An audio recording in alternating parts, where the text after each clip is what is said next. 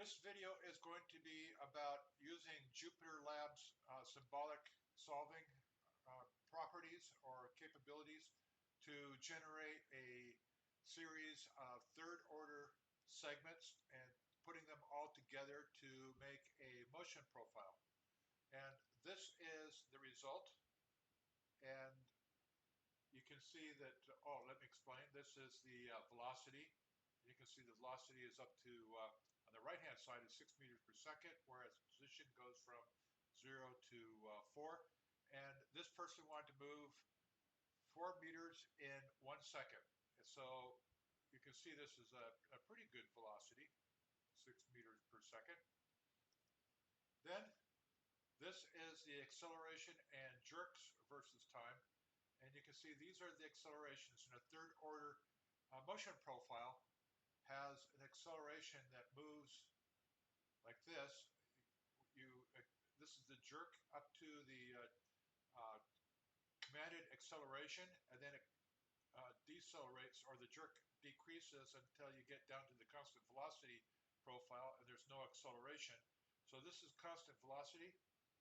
And then what happens is that the jerk goes negative, so the acceleration decreases, goes negative, so there's a deceleration.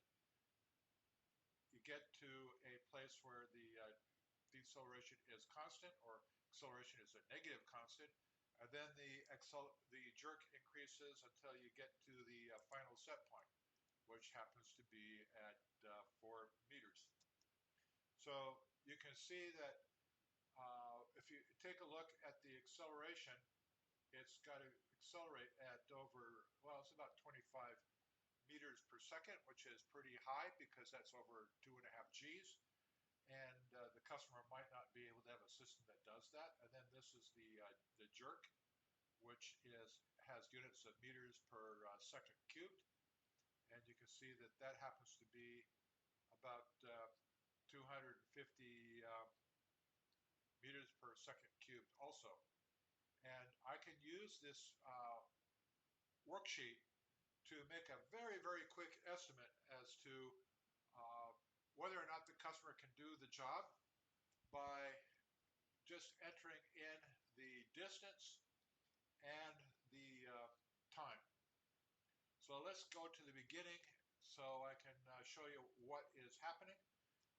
We have to import SymPy, that's the symbolic solver, and this is for the Jupyter Lab. And then I have to define all these symbols. And the symbols is x0 to 1, that's 0 to 0.1, which is the 0 is the initial state, and then you go to 1 where you're going to this is 0.1, 0.2, 0.3, 4, 5, 6, 7. So I have to define symbols for each one of these places. And symbols are different from variables. Symbols, the SymPy considers symbols to be different. If you assign a number to a, like this x12, then it's no longer a symbol, it's a variable. So now what I need is 17 equations and 17 unknowns. So this is for the first segment where I'm accelerating, the jerk is positive, and so I need 3 equations for that. And what I'll do is I'll get to the commanded acceleration, and velocity we don't know, we have to calculate that, x01, that's the distance from position 0 to position 1. And then we have the second segment, which is the constant acceleration segment. So there's, the jerk is assumed to be 0 in here. And then here the jerk is assumed to be decelerating until you get to the constant velocity. This is a constant velocity segment. And then this is the part where the jerk is negative and it's starting to decelerate to a constant deceleration segment. And then this is the segment where it accelerates, the jerk is positive, and finally what we end up with the deceleration being at 0, so we have a final speed of 0. Now, to make this so that we can calculate things as a function of time and distance, I had to add these extra 2 equations. So we have the time from 0 to 1, 1 to 2, 2 to 3, 3 to 4, and so on. So that's the time from 0 to 7. And then also we have the equation for the positions going from position 0, which is the initial position, and the final position. So now I have all these different equations, and what I'm going to do is I'm going to display all of them using LaTeX.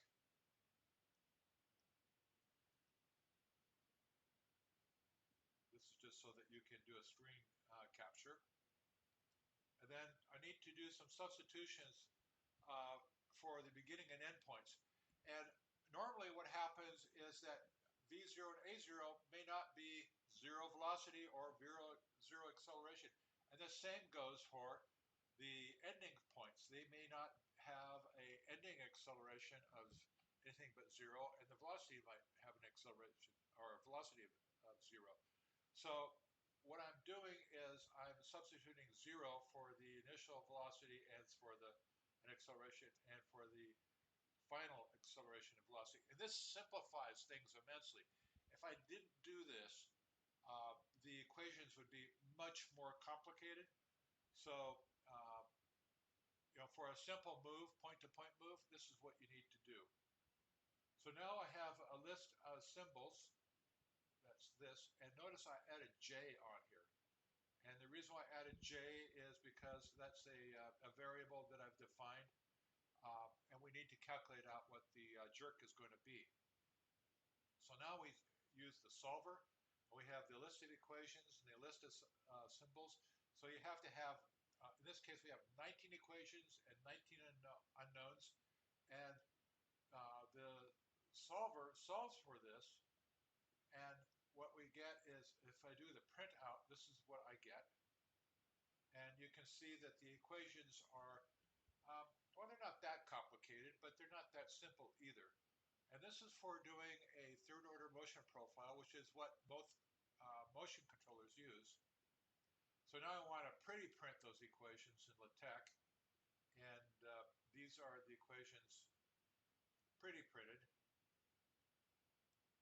Again, you can freeze the equations to see what's going on, or freeze my video. Now I want to assign values to the symbols. And once I do that, they're no longer symbols, they are now variables. So the difference in time, or I assume that the motion generator is generating new positions every millisecond.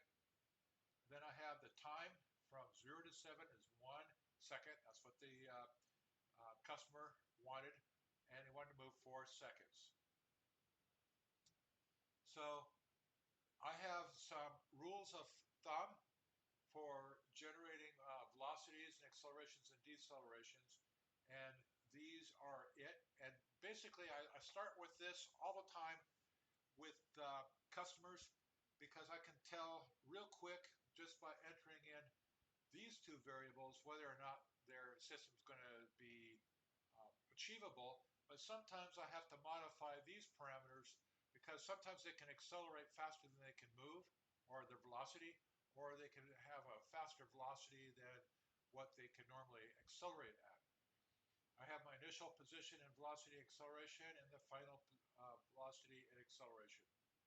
So these formulas I copied and pasted from here down to here. And now I want to do the calculations. So if my command position, my command velocity, acceleration, jerk, and the command jerk are listed here. So these are the numbers. So my command position is 1 meter per second. The command velocity is 6 meters per second. That was generated from above. These are the acceleration rates, and this is the jerk rate. So now I can display the values for each of those symbols, which I've now converted into variables. So you can see that the motion from 0 to 4 meters is going to have these different time segments. So 0 to 1 is basically 1/9 of a second. And this is my distance traveled during that time and my velocity.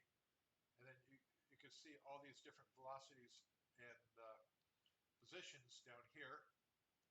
And now I calculate out the absolute terms. Instead of 0 to 1, I actually calculate out what x1 happens to be, which is x0 plus x1.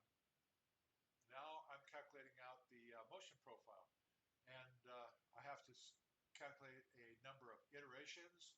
I have an array of times, which is at 1 millisecond, and then for this amount of time. I have my initial array of position, velocities, accelerations, and jerks. And then based on my iteration, I have an I, and I calculate it by, multiply it by dt, which is my time.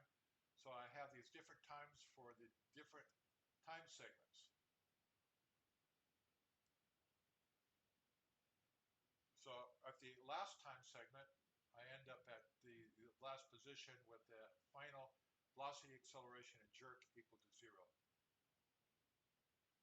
So now what I want to do is plot the motion profile, and what I got to do is import matplotlib, and then say that I want to use the matplotlib inline, which means inline with the Jupyter Lab. And these are the basic plot functions. I'm going to just leave this up here for a second so that you again can take a screenshot of this. I might have it posted eventually. And then this is the motion profile for the position and velocity. Position scale is over here, velocity scale is over here. And then this is the acceleration scale, and the jerk scale is over here. And these kind of plots are plots that I have made for many, many different applications. But the big thing is that I can use this worksheet to tell if the computer or if the customer is asking for something that's unreasonable, because a acceleration profile of 27 meters per second squared, that's over 2.7 Gs, and that is possible, but it depends upon his mass and how much torque he can generate. So again, I have to get back to the customer and ask them those kind of questions. So if you like the video, give me a like.